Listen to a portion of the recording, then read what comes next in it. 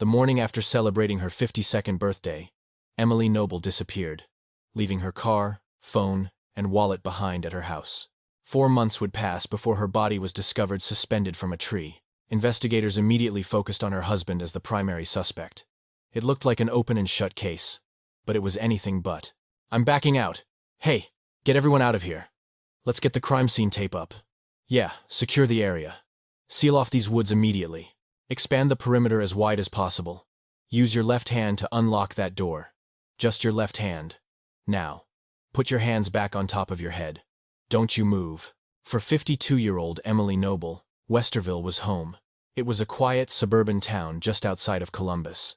Emily had a job with the state of Ohio, working in a Medicare office, a position she'd held for over a decade. She was the primary earner in her household, with personal assets around $96,000. But her life was about much more than money. Emily was petite, standing just 5 feet tall and weighing under 100 pounds. She also suffered from osteoporosis, a medical condition that left her bones exceptionally fragile. Her friends and family remembered her as feisty, free-spirited, and brave. Someone who was always smiling. Emily shared a particularly close bond with her sister, Amy Thomas, as their birthdays were only 2 days apart. Emily's was on May 24th, and Amy's was on the 26th. This meant for one single day every year, they were the same age, a fact they celebrated with a phone call. It was a cherished tradition that kept their bond strong. Emily also had a deep passion for nature and enjoyed foraging for edible plants in the woods near her house.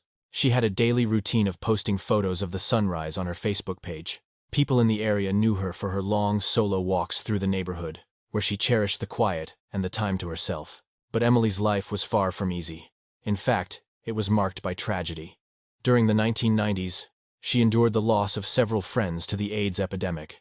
Then, her father had a devastating accident. He slipped and fell, suffering a head injury from which he never recovered.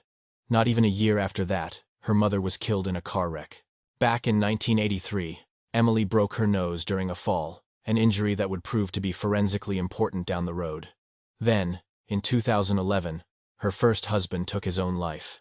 She inherited her mother's condominium on Abbey Cross Lane in Westerville, an 800-square-foot home that she considered her sanctuary. It's also known that Emily struggled with depression. Although she sought professional help for it, her friends were quick to point out that she always managed to pull through.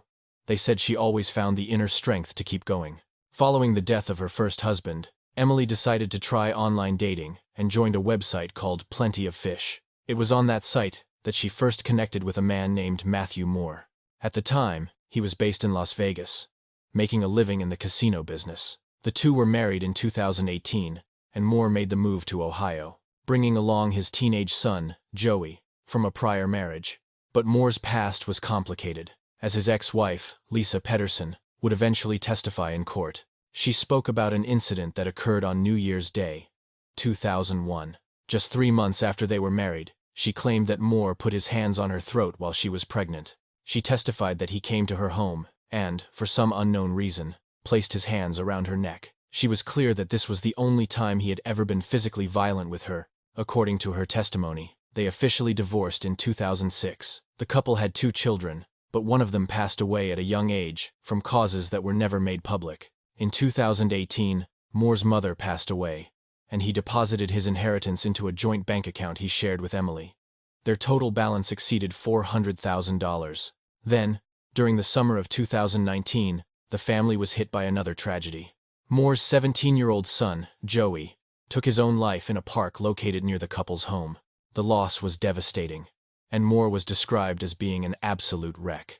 Notes from Emily's own therapy sessions revealed she was worried about Moore's mental state following his son's passing. However, those notes contained no allegations of abuse against him. By May of 2020, the COVID-19 pandemic had upended their lives. Moore was out of a job, while Emily continued to work and support the household. This created clear tension in the marriage. A review of their text messages showed arguments over Moore's drinking habits, his persistent sadness, and instances of name-calling. One particular text exchange was alarming. Emily admitted she was afraid to come home, though Moore's replies urged her to remain positive. At one point, Moore asked her directly if she wanted a divorce, but she never explicitly said yes. Meanwhile, friends were starting to see red flags. A friend named Suzanne Kavanaugh recalled seeing bruises on Emily's arm, the very last time they saw each other in person. When she brought up her concerns about the relationship, it caused a rift that damaged their friendship. Emily had also taken off her wedding ring before she vanished. Yet despite these worrying signs, Emily seemed to be improving. She was transitioning back to full-time work. She was, as always, a survivor. May 24, 2020, marked Emily Noble's 52nd birthday. That morning, Emily and Matthew Moore drove to the city of Bucktown to collect water from a local spring. They then returned to Westerville, visited the Field of Heroes, and had a picnic in a local park. COVID-19 restrictions had just been eased, and bars were finally reopening. The couple decided to celebrate by going bar hopping in downtown Westerville. They made a stop at the Coble Grill restaurant, where they snapped some selfies together. Bartender Jessica Selfridge served them around 7 p.m. She recalled that they were her only customers. They stayed for about 45 minutes and told her they planned to keep their birthday celebration going. They left at approximately 7:30 p.m. Their neighbor, John Kremer, saw Emily back at her home sometime around 8 p.m. According to Moore, they returned home and went to sleep. He stated he slept in the guest room to avoid disturbing Emily. Digital records show that user activity on Emily's phone stopped after 6 p.m. on May 24th. Moore, however, had a 30-minute phone call with a friend just after 7:30 p.m. His own phone showed constant user activity until 6 a.m. the following morning. On May 25, 2020, Moore claimed he slept in until around 10 a.m. When he finally woke up, Emily was gone. Left behind was her car, parked in the driveway, her keys, her phone, her wallet, her credit cards, absolutely everything. At 2:47 p.m., Moore used Emily's phone to call her friend, Celeste Groen, asking if she'd seen Emily, and only then did he file a missing person report with the Westerville Police Department. Officer Robert Hollis was the one who responded. His body camera recorded the entire exchange. Police conducted a walkthrough of the residence. Both cars were present. There were no immediate signs of foul play, but Detective Steve Grubbs had what he described as an inner, gut feeling. Something about Moore's story just didn't add up. Within hours, hundreds of concerned volunteers had gathered at Westerville North High School. Multiple agencies joined the search. The FBI, state police, specialized canine units, dive teams, bloodhounds, and cadaver dogs were all deployed at the condo, throughout the neighborhood, and along the western woodline. Dogs searched the main road near the condo and the adjacent bike path. A tip about a grave marker led to a search of the eastern woodline from the bike path, but there was a critical oversight. The very area where Emily's body would eventually be located was never searched. Police Chief Charles Chandler would later state in a press conference that the area had been searched 3 times. This was proven to be false. Moore's behavior during the search struck many as peculiar. He posted missing person flyers around town and claimed to have handed them out at 2 Black Lives Matter rallies, but according to Emily's family, Moore flat-out refused to participate in any of the organized search parties. He then stopped cooperating with police. Then, in September of 2020, Moore pleaded with producers at the Vanished podcast, asking them to feature Emily's case. The episode aired that same month, and both the producers and the listeners found Moore's interview to be deeply strange and unsettling. When asked to describe Emily, Moore said he never saw her get on a scale, mentioning she was very small, maybe 100 pounds. He described her as having pretty legs, great arms, and very healthy arms and shoulders. He added that she stood perfectly erect and was anatomically a really pretty lady. He confused the dates, calling it Labor Day weekend instead of Memorial Day weekend, and made other bizarre comments about Emily's facial expressions. Podcast researcher Amanda Coleman would later say there were things Moore told her that she had never heard from anyone in an interview before. The whole thing raised major red flags. On September 16, 2020, a Wednesday afternoon, 3 local women were out conducting their own search. They were foraging in a wooded area west of Emily and Moore's condo, just off County Line Road, and less than half a mile from home. It was an area where Emily often went to look for edible plants. That's when they saw it. Skeletal remains in a kneeling position, suspended from a low branch of a honeysuckle tree. A 20-inch black plastic USB cord was found wrapped around the neck and tied to a tree branch. When the remains were brought to the Montgomery County Coroner's Office at 8 a.m. on September 17, they weighed a mere 18 pounds.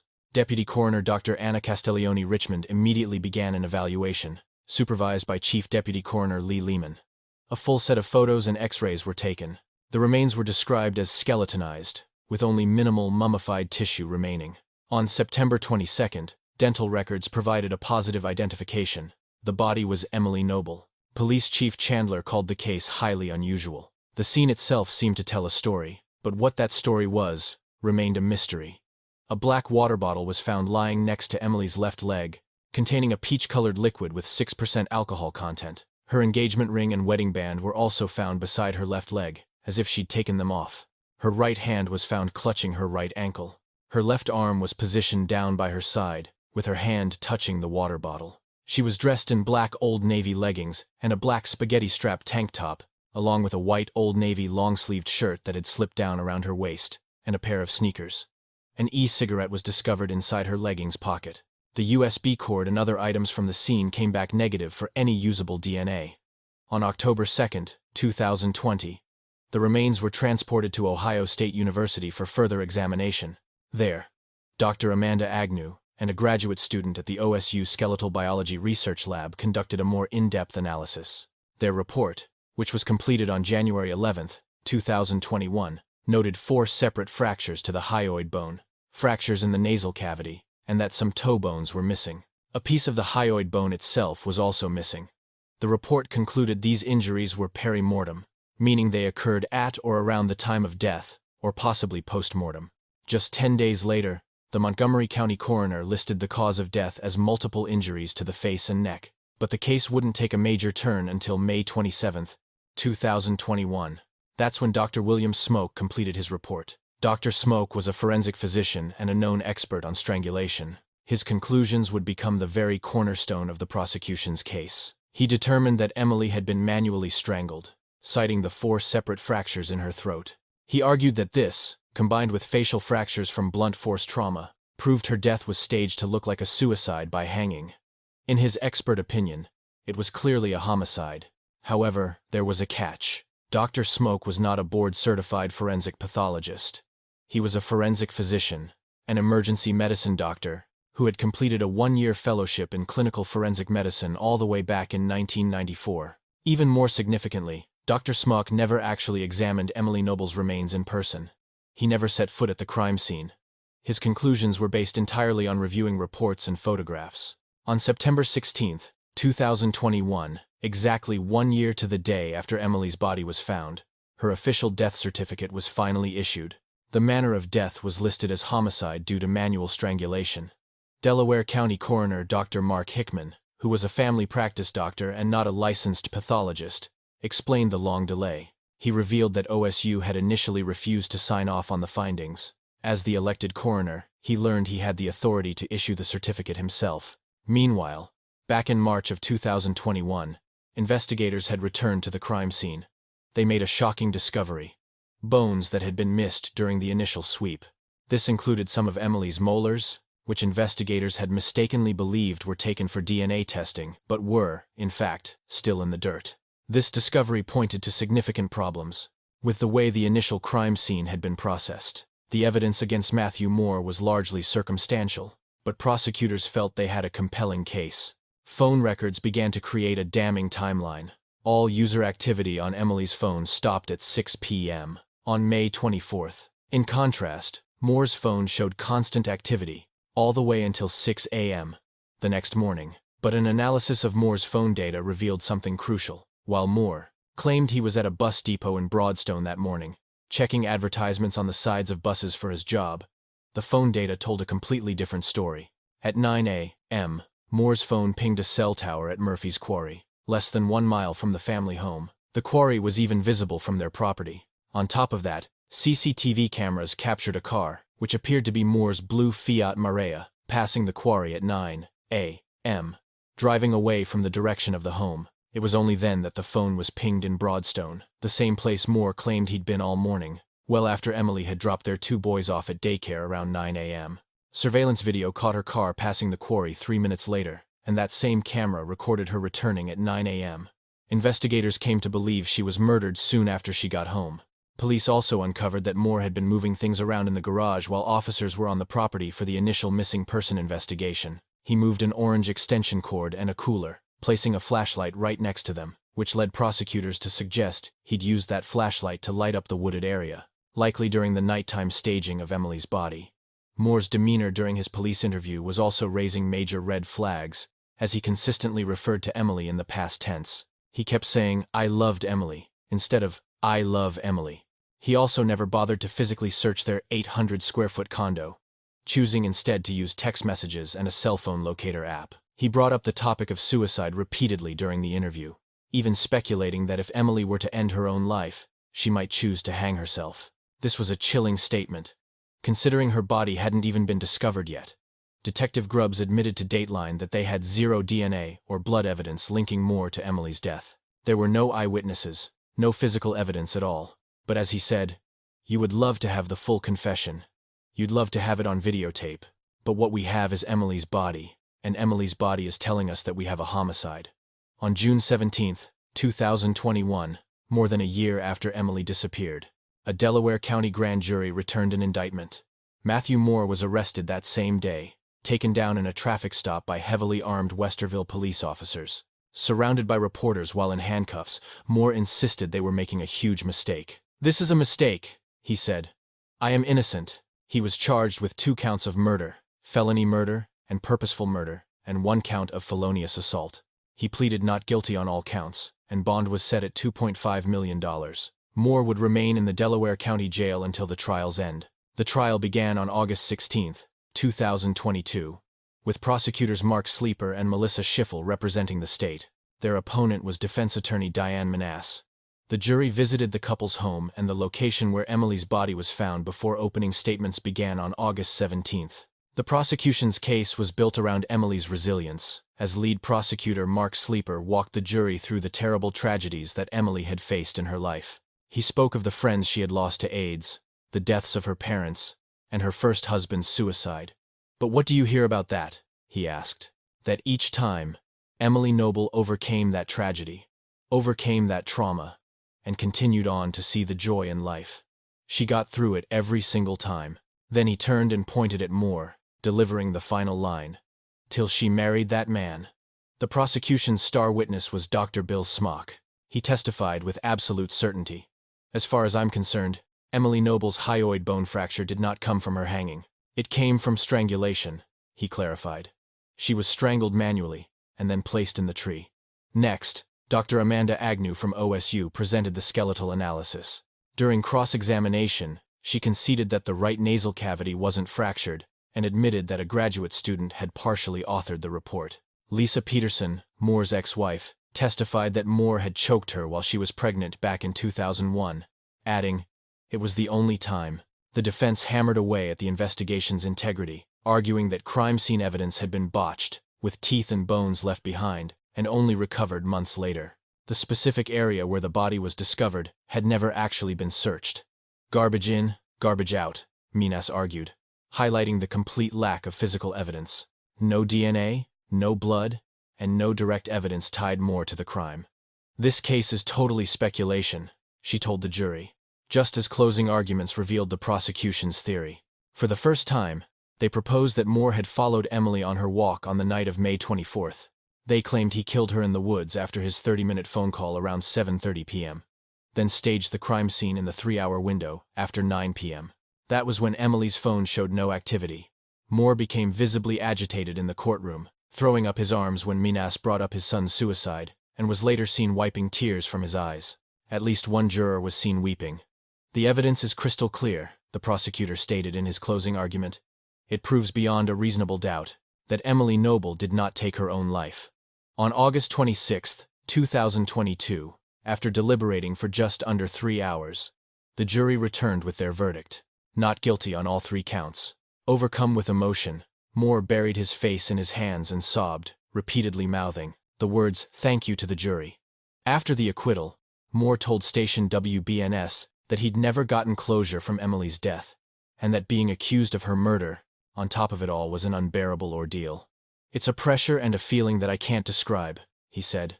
"The moment I was found not guilty was when I could finally start to grieve her." He acknowledged the lingering public suspicion, stating, "The people who think I'm guilty, there's nothing I'm going to say to change their minds," he admitted. "It's something you have to get used to, I guess." It's not fun. He added that the arrest and trial had left him financially ruined and forced him to move out of Westerville. Then, in March of 2023, Moore published a book he titled Emily, a Staged Suicide in Ohio. In its pages, he maintains his position that Emily's death was a suicide. He described the writing process as a form of therapy and said he hoped her family would read it. Despite her family's firm conviction that Emily Noble was murdered, and a death certificate that states homicide by manual strangulation, no one has been held legally responsible. The case raises troubling questions about the justice system itself. What happens when forensic experts disagree, and when the initial investigation is potentially flawed? Did these failures deny justice for a victim, or did they prevent a wrongful conviction? The jury quickly acquitted the distraught husband, apparently taking his emotional state, Emily's lifelong battle with depression, and the contradictory expert testimony into consideration. The truth of what really happened in those woods is still a mystery, caught between two competing narratives. The one thing that is certain is that Emily, a 52-year-old woman who spent her life overcoming one tragedy after another, is gone.